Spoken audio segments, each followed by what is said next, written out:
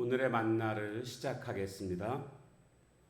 찬송가 449장 찬양합니다.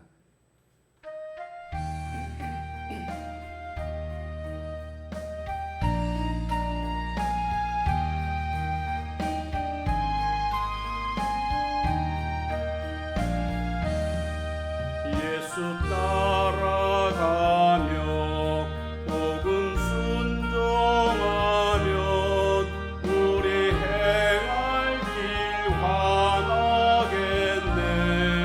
주를 의지하며 순종하는 자를 주가 늘 함께 하시리라. 의지하고 순종하는 길은 예수 안에 즐겁고 복된 길이로다.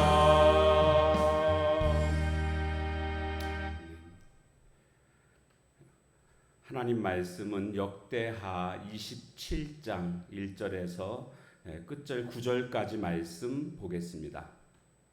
27장. 요담이 왕위에 오를 때에 나이가 25세라 예루살렘에서 16년 동안 다스리니라. 그의 어머니의 이름은 여루사여 사독의 딸이더라. 요담이 그의 아버지 우시야의 모든 행위대로 여호와 보시기에 정직하게 행하였으나 여호와의 성전에는 들어가지 아니하였고 백성은 여전히 부패하였더라. 그가 여호와의 전 윗문을 건축하고 또 오벨 성벽을 많이 증축하고 유다산 중의 성읍들을 건축하며 숲을 가운데에 견고한 진영들과 망대를 건축하고 암몬 자손의 왕과 더불어 싸워 그들을 이겼더니 그 해에 암몬 자손이 은 100달란트와 밀 10,000고루와 보리 10,000고루를 바쳤고 제2년과 제3년에도 암몬 자손이 그와 같이 바쳤더라. 요담이 그의 하나님 여호와 앞에서 바른 길을 걸었으므로 점점 강하여졌더라. 요담의 남은 사적과 그의 모든 전쟁과 행위는 이스라엘과 유다 열왕기에 기록되니라. 요담이 왕위에 오를 때에 나이가 25세여 예루살렘에서 다스린 지 16년이라. 그가 그의 조상들과 함께 누움에 다윗성에 장사되고 그의 아들 아하스가 대신하여 왕이 되니라. 아멘.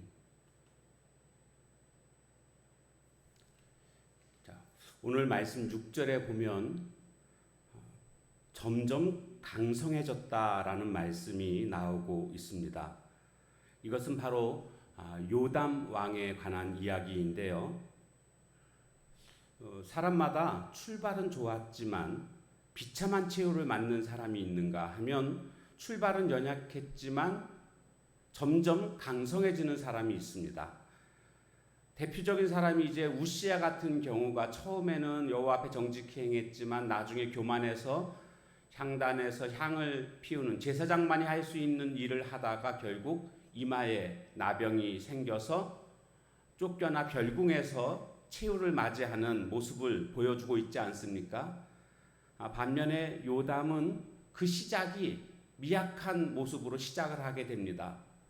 집안의 그 아버지가 지금 하나님께 심판받아서 별궁에 거하게 되는 그런 상황 속에서 왕의 자리에 즉위해서 나라를 다스리게 됩니다. 집안에 어떤 비극이 있는 것이죠. 그런가 하면 통치에 대한 부담감, 이런 상황에서 그가 왕으로서의 자리에서 나라를 다스리게 됩니다. 그런데 결론적으로 보면 점점 나라가 강성해집니다.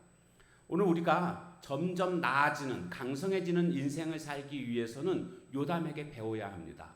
요담이 어떤 인생을 살았는가 보니까 먼저는 그는 하나님을 두려워하는 모습이 그에게 있습니다. 이것을 다른 말로는 하나님을 경외한다라고 말할 수가 있습니다. 그가 2절에 보면 우시야의 모든 행위대로 여호와 보시기에 정직하게 행했다. 그런데 여호와 성전에는 들어가지 아니하였고, 이런 말씀이 나옵니다. 여기 여호와의 성전에 들어가지 않았다는 것은 여호와를 멀리했다 그런 뜻이 아니고요. 그는 아버지의 인생, 자기 아버지 우시야가 하나님 앞에서 교만하다가 심판받는 이 모습을 보면서 하나님을 경외하는 법을 배운 겁니다. 그가 뭐라고 되어 있습니까? 하나님 앞에서 정직하게 행했다라고 하지 않았습니까? 그러니까 하나님을 멀리한 게 아니고요. 하나님 앞에서 정직히 행하며 하나님의 뜻 가운데 살았지만 성전에는 들어가지 않았다는 것은 그만큼 아버지를 통해서 하나님을 두려워하는, 하나님을 경외하는 법을 배웠고 그렇게 살았다라는 것을 말해주고 있습니다.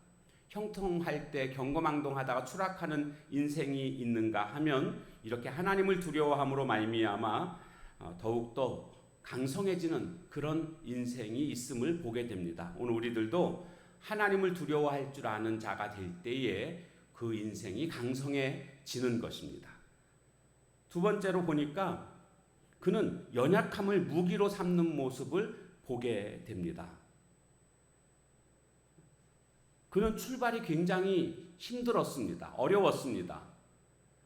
그가 하나님 앞에서 정직하게 행할 수 있었던 이유가 뭔가 하면 그의 출발이 굉장히 어려웠기 때문입니다. 갑자기 아버지가 심판받아서 갑자기 왕이 된 겁니다. 그러니까 왕으로서 준비가 돼 있지 않은 상태에서 왕의 자리에 오르게 된 것 아닙니까? 그런데 오히려 이런 미약함이 그에게는 기회가 됐던 것임을 보게 됩니다. 오늘 우리가 인생을 살면서 때로는 이것이 나의 연약함이라고 말할 수 있는 것들이 있습니다. 대표적인 것이 바로 가난 혹은 질병, 이런 모든 고통들이 무조건 이것이 악이 아니라 오늘 우리는 주님 안에서 이와 같은 것들이 영적인 유익으로 바뀌는 것을 우리는 기대할 수 있어야 합니다. 연약함이 오히려 하나님 안에서 강해질 수 있다라는 겁니다. 고린도후서 12장 10절 말씀에 보면 내가 그리스도를 위하여 약한 것들과 능욕과 궁핍과 박해와 곤고를 기뻐하나니 이는 내가 약한 그때의 강함이라. 바울 사도가 내가 약함으로 말미암아 오히려 더 강해졌다. 그러니까 자신의 약함을 무기로 오히려 더 강한 자로 거듭나는 것을 볼 수가 있습니다. 그래서 이 요담이 자신의 연약함을 통해서 오히려 더 주님 앞에서 정직히 행함으로 강성해지는데 많은 성읍과 망대를 건축하게 되고 성전 입문도 오벨성도 건축하게 되고 그런가 하면 암몬과 전쟁에서 이김으로 말미암아 그 강한 암몬이 조공을 바치게 되는 이런 내용도 나오고 있습니다. 이처럼 오늘 우리들도 연약함이 약점이 아니라 오히려 연약함을 무기로 삼음으로 강한 자가 되는, 그래서 강성해지는 인생을 살아가야 되겠습니다. 그 코미디언 중에 돌아가신 이주일 씨라는 분이 있지 않습니까? 그분은 늘 했던 말이 뭡니까? 못생겨서 죄송합니다. 그런데 그의 못생김이 오히려 그것이 무기가 되었고 국민적인 그리고 존경받는 그러한 코미디언으로서 생을 산 것을 볼 수가 있습니다. 약점을 강점으로 바꾸는 오늘 우리들의 삶이 될 때에 바로 강성한 인생이 되는 것입니다. 마지막 세 번째로는 6절 말씀에 보면 바로 요담이 그의 하나님 여호와 앞에서 바른 길을 걸었으므로 점점 강하여졌다라고 말씀하고 있습니다. 바른 길을 걸었다라는 겁니다. 그러니까 육으로 사는 사람은요, 자신의 유익과 자신의 어떤 이로움을 생각하면서 선택하고 그 길을 걸어갑니다. 반면에 영으로 사는 사람들은 하나님의 뜻이 어디에 있을까 먼저 하나님께 묻고 하나님이 원하시는 그 길을 가려고 몸부림치는 모습을 볼 수가 있습니다. 하나님은 이와 같은 자를 또한 선하게 인도해 주십니다. 그리고 동행해 주십니다. 그러므로 말미암아 더욱 강해지는 것입니다.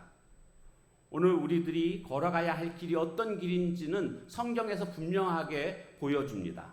하나님이 원하시는 그 길을 걸어갈 때 때로는 어떤 잘못된 판단처럼 느껴질 때가 있습니다. 잘못 내가 길을 갈 때도 있지 않겠습니까? 그런데 하나님은 근본적으로 하나님의 뜻을 이루기 위하여서 출발한 사람이라고 한다면, 그리고 영으로 사는 사람이라고 한다면 그런 것까지도 다 하나님은 감안하시고 합력하여 선을 이루시는 그런 하나님이심을 우리는 경험하게 될 것입니다.